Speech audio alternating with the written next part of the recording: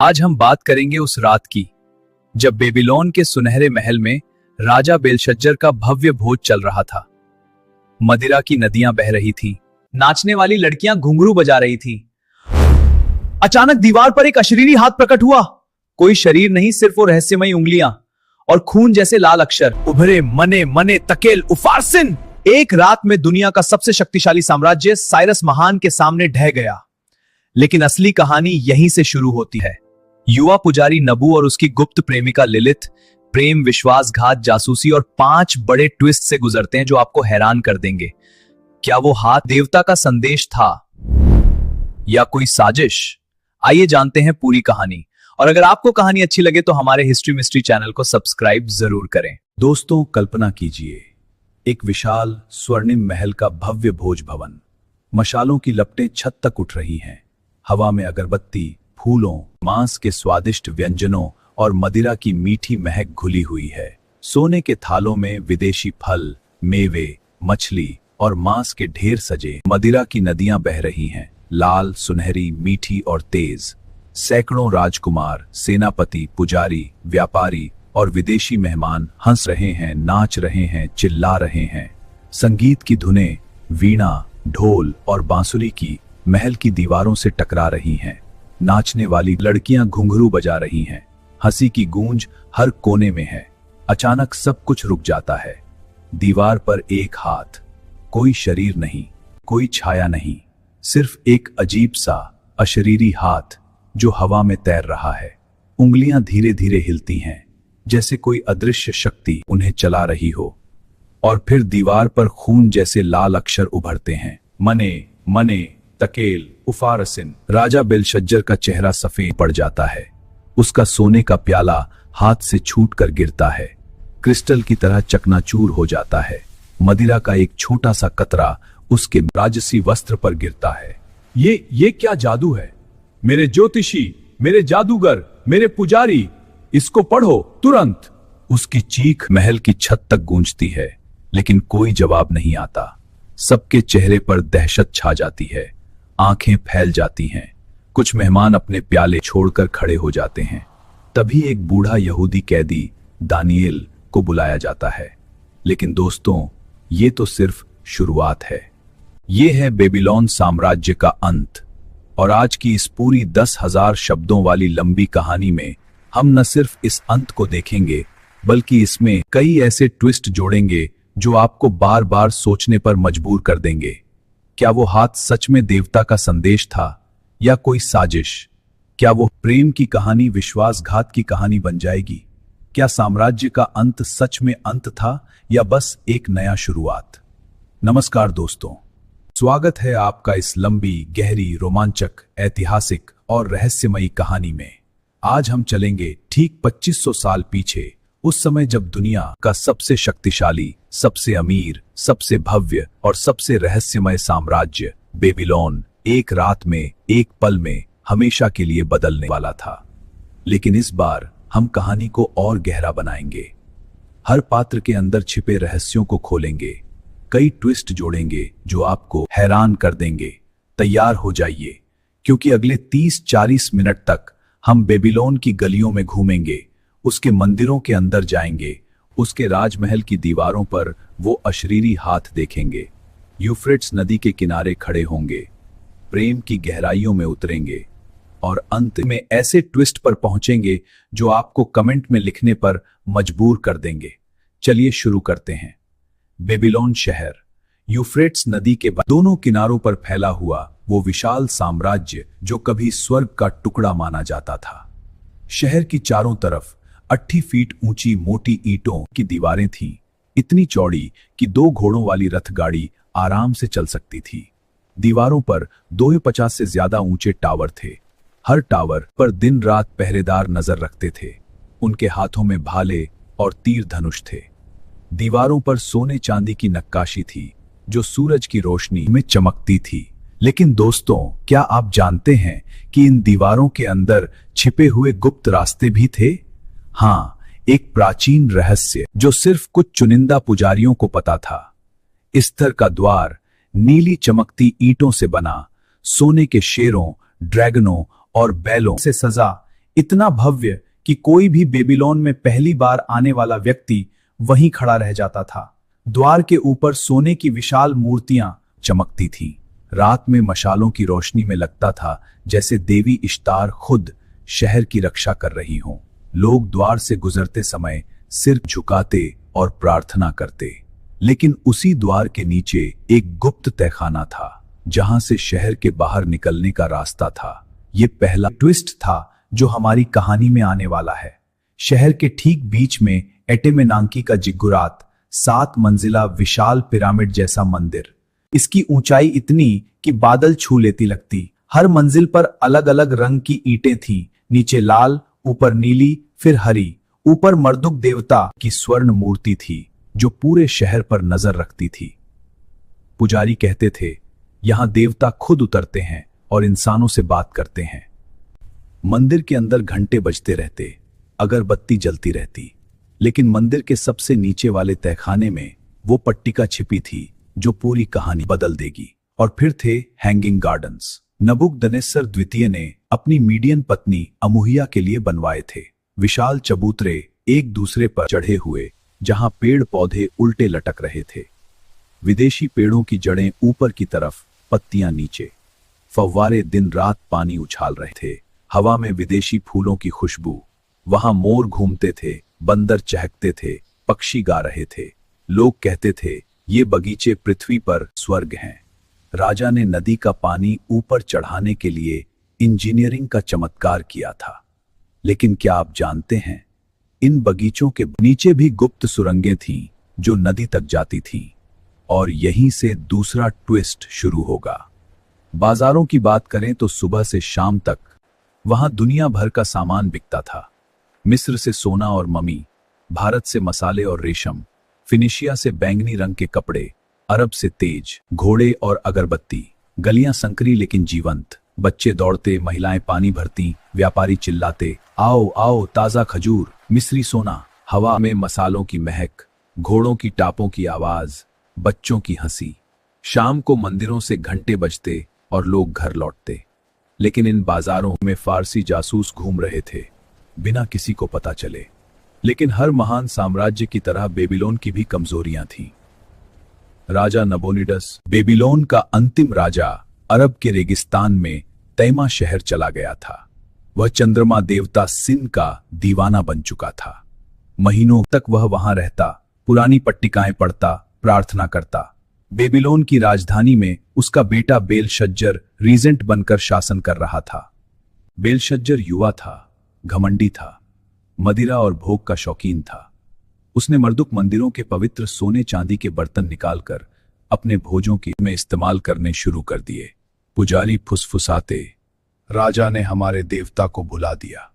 Marduk नाराज हैं, साम्राज्य डगमगा रहा है। और यहीं से हमारी कहानी का असली नायक एंटर करता है। मर्दुक मंदिर के गुप्त तहखाने में एक युवा पुजारी काम कर रहा था। उसका नाम था नबू शार उसुर। हम उसे प्यार से नबू कहेंगे। नबू सिर्फ 25 साल का था, लेकिन उसकी आंखों में प्राचीन ज्ञान की गहराई थी। उसका बचपन मंदिर में ही बीता था। जब वह 5 साल का था, तब उसके पिता, एक साधारण पुजारी, उसे मंदिर की पुरानी पट्टिकाएं पढ़ाते थे। नबू को याद था कि एक बार रात को वह मंदिर के ऊपरी मंजिल पर चढ़ गया था। वहां से पूरे शहर का नजारा देखा था। यूफ्रेट्स नदी चांदी की तरह चमक रही थी। तारे आसमान में झिलमिला रहे थे। उस रात उसे पहला सपना आया। एक हाथ दीवार पर लिख रहा था।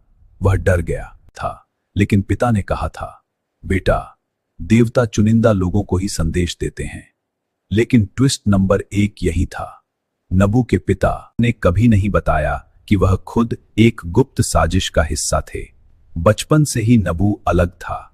वह दूसरे बच्चों की तरह गलियों में खेलता नहीं था।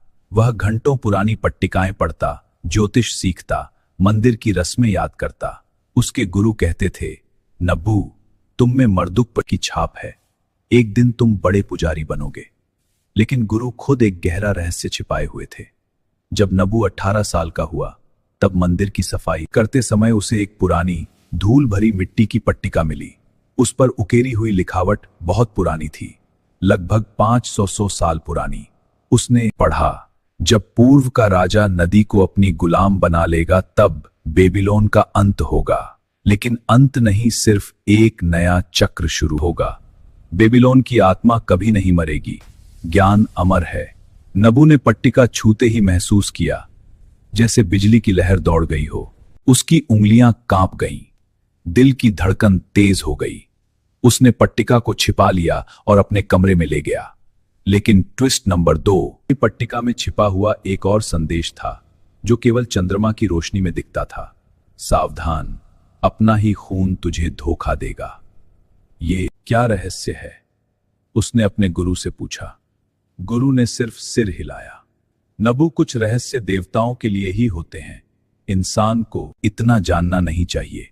अगर राजा को पता चला तो मुसीबत हो सकती है। लेकिन नबू ने पट्टिका को अपने पास रख लिया। वह रात रात भर उसे पढ़ता, सोचता, सपने देखता। कभी कभी उसे लगता कि पट्टिका चमक रही है। धीरे धीरे शहर में बदलाव आने लगा। फारस की ओर से खबरें आ रही थीं। राजा साइरस, जिसे लोग महान कहते थे, अपनी सेना लेकर बढ़ रहा था। उसने पहले लिडिया साम्राज्य को रौंद दिया था। अब बेबीलोन की बारी थी। बेलशज्जर ने महल में बैठकर हंसा। फारसी, वे तो भेड़ चराने वाले जंगली हैं। हमारी दीवारें अटूट हैं, हमारे द्वार इतने मजबूत कि कोई तोड़ नहीं सकता। हम सुरक्षित हैं। लेकिन नबू जानता था कि कुछ गलत हो रहा है। मंदिर में पुजारियों की गुप्त बैठकें होने लगी। कुछ कहते साइरस मर्दुक का भक्त है, वह हमें बचाएगा। उसी समय नबू की जिंदगी में एक नया मोड़ आया। इश्तार मंदिर की युवा पुजारिन लिलित से उसकी मुलाकात हुई। लिलित 22 साल की थी। उसकी आंखें नीली थीं जैसे यूफ्रेट्स का शांत पानी। उसके बाल लंबे, काले और चमकदार। वह इश्तार देवी की सेवा करती थी। लेकिन उसके अंदर एक रहस्य था। वह सपने देखती थी, भविष्य के सपने। पहली मुलाकात मंदिर के वार्षिक उत्सव में हुई। नबू फूलों की माला लेकर आया था। लिलित ने उसे देखा और मुस्कुराई। तुम नबू हो ना, मर्दुक मंदिर के पुजारी? लोग कहते हैं तुम्हें देवताओं का संदेश मिलता है। नबू शर्मा गया। बस थोड़ा बहुत। तुम लिलित हो, इश्तार की पुजारिन। तुम्हारी सेवा की कहानियां पूरे शहर में फैली हैं। उस रात दोनों घंटों तक यूफ्रेट्स नदी के किनारे बातें करते रहे। लिलित ने बताया, मेरा बचपन भी मंदिर में बीता। मेरी माँ इश्तार की पुजारिन थी। उन्होंने मुझे सिखाया कि सपने कभी झूठे नहीं होते, वे भविष्य की झलक हैं। नबू ने अपनी पट्टिका की बात की। लिलित की आंखें चमक उठी। नबू, कल रात मैंने सपना देखा। नदी सूख गई। घोड़ों की टापों की आवाज आई। शहर जल रहा था लेकिन आग नहीं, सिर्फ रोशनी थी। नबू उसे गले लगाया। हम देवताओं के साथ हैं, वे हमें बचाएंगे। धीरे धीरे दोनों का प्रेम बढ़ने लगा। वे छुपकर मिलते, कभी नदी किनारे, कभी हैंगिंग गार्डन्स के पीछे। एक बार लिलित ने नबू को एक फूल दिया और कहा, ये फूल इश्तार का आशीर्वाद है। जब तक ये सूखेगा नहीं, हमारा प्रेम अमर रहेगा। लेकिन ट्विस्ट नंबर 3 यही था। लिलित खुद एक गुप्त जासूस थी, फारसी राजा साइरस की तरफ से। वह बेबीलोन की कमजोरियों की खबर पहुंचाती थी। लेकिन उसका प्रेम नबू के लिए सच्चा था। वह खुद इस द्वंद्व में फंस गई थी। लेकिन उसी समय फारसी जासूस गोबरियस शहर में घुस चुका था, व्यापारी का भेष धरे। वह बेलशज्जर के दरबार में आता जाता। उसने सब देख लिया, राजा का घमंड, पुजारियों में का गुस्सा, शहर की कमजोरियां, नदी की दिशा। फिर अचानक ओपिस की लड़ाई की खबर आई। बेबीलोन की सेना यूफ्रेट्स के पास ओपिस में फारसियों से भिड़ गई। साइरस की सेना ने रणनीति बदली। वे तेज घोड़ों पर सवार थे, हल्के हथियार लिए। बेबीलोन के भारी हथियारों वाले सैनिक पीछे हट गए। हजारों सैनिक मरे, लाशें नदी में बह रही थीं। बचे हुए सैनिक भागकर शहर लौटे। उनके चेहरे पर हार का दर्द था। अब घेराबंदी शुरू हो गई। लेकिन साइरस ने घेरा नहीं डाला। उसने कुछ और सोचा था। कुछ ही हफ्तों में शहर में भूखमरी शुरू हो गई। लोग भूखे मर रहे थे। बच्चे रोते, महिलाएं मंदिरों में प्रार्थना करती। बाजार सूने हो गए। लेकिन बेलशज्जर ने फैसला किया, हम जश्न मनाएंगे, देवताओं को नाराज नहीं होने देंगे। उसने पूरे शहर में भव्य भोज का ऐलान कर दिया। महल में तैयारी शुरू हो गई। सैकड़ों मशालें जलाई गई, सोने के थाल सजे, विदेशी मदिरा लाई गई, नाचने वाली लड़कियां बुलाई गई, विदेशी संगीतकार आए, नबू और लिलिथ भी बुलाए गए थे। भोज शुरू हुआ। बेलशज्जर उठा। उसने चिल्लाकर कहा, आज हम यहूदियों के देवता को भी अपमानित करेंगे। इन पवित्र बर्तनों से पियो। उसने मर्दुक मंदिर से चुराए गए सोने के प्याले मेहमानों को बांट दिए। तभी दीवार पर वो हाथ प्रकट हुआ। सारा महल सन्न। बेलशज्जर कांप रहा था। उसके ज्योतिषी, जादूगर, पुजारी सब असमर्थ। फिर किसी ने सुझाया, राजन, एक बूढ़ा यहूदी कैदी है, दानिएल, उसे बुलाइए। दानिएल आया, शांत, बूढ़ा, लेकिन आंखों में दिव्य तेज। उसने कहा, राजन, ये शब्द देवता का संदेश है। मने, तेरे राज्य के दिन गिने जा चुके। तकेल, तू तराजू पर तौला गया और कम पड़ा। उफारसिन, तेरा राज्य टुकड़ों में बंट गया और मेदी पारसी को दे दिया गया। झूठ, मैं तुझे तीसरा सबसे बड़ा पद दूंगा। बेलशज्जर हंसा, लेकिन उसकी आंखों में मौत की छाया साफ दिख रही थी। और फिर चरम क्षण आया। उसी रात बाहर यूफ्रेट्स नदी का पानी अचानक कम होने लगा। फारसी सैनिकों ने नदी को मोड़ दिया था। उन्होंने ऊपरी हिस्से में बांध बनाए, पानी को दूसरी दिशा में मोड़ दिया। सूखे नदी के रास्ते से हजारों फारसी घुड़सवार शहर में घुस आए। द्वार खुले थे, पहरेदार भोज में मस्त थे। चीखें गूंजी, तलवारों की खनक, आग की लपटें, लाशें गिरती रहीं। बेलशज्जर भागा, लेकिन एक तलवार ने उसे रोक लिया। राजा मर गया। नबू और लिलिथ महल से भागे। चारों तरफ नरक मचा हुआ था। नबू ने देखा, साइरस का झंडा शहर की दीवार पर फहरा रहा था। साइरस ने ऐलान किया, मैं मर्दुक का पुत्र हूं, मैं बेबीलोन को आजाद करता हूं, कोई नरसंहार नहीं होगा। लेकिन ट्विस्ट नंबर 4 यही था। लिलिथ ने नबू को बताया, नबू, मैं साइरस पे की जासूस हूं, लेकिन मैंने तुम्हें धोखा नहीं दिया। मैंने तुम्हें बचाने के लिए सब कुछ किया। नबू स्तब्ध रह गया। लेकिन दोस्तों, कहानी यहीं खत्म नहीं होती। नबू और लिलिथ मंदिर के गुप्त तहखाने में छिप गए। वहां नबू ने वो प्राचीन पट्टिका फिर निकाली और देखा, पट्टिका पर नया वाक्य चमक रहा था, अंत नहीं, सिर्फ बदलाव। बेबीलोन की आत्मा कभी नहीं मरेगी। एक दिन यह ज्ञान फिर जागेगा। साम्राज्य आते हैं, जाते हैं, लेकिन ज्ञान अमर है। लेकिन ट्विस्ट नंबर 5, पट्टिका के पीछे एक और संदेश था। तुम्हारा पिता ही वो था जिसने साइरस को गुप्त रास्ता बताया। तुम्हारा खून ही बेबीलोन का अंत लाया। नबू ने लिलिथ की ओर देखा। अब हम कहां जाएंगे? लिलिथ ने पूछा। नबू मुस्कुराया, लेकिन आंखों में आंसू थे। पूर्व की ओर, जहां नदी फिर बहने लगेगी। लेकिन पहले मुझे अपना पिता का राज खोलना होगा। साइरस ने यहूदियों को वापस यरूशलेम जाने की इजाजत दे दी। नबोनिडस को कैद कर लिया गया। लेकिन नबू को एक और रहस्य पता चला। साइरस ने मर्दुक के पुजारियों से गुप्त समझौता किया था और गुरु ने नबू को धोखा दिया था। दोस्तों, यही आखिरी ट्विस्ट है। बेबीलोन साम्राज्य का अंत हो गया था। लेकिन क्या सच में? नबू ने पट्टिका को लेकर एक नई गुप्त संस्था बनाई, अमर ज्ञान का चक्र। लिलिथ उसके साथ थी। वे ज्ञान को बचाकर रखते रहे। आज भी कहते हैं कि वो पट्टिका कहीं छिपी है।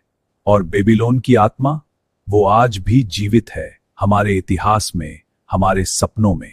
क्या तुम्हें लगता है कि साम्राज्यों का अंत कभी सच में होता है या बस एक नया रूप ले लेता है?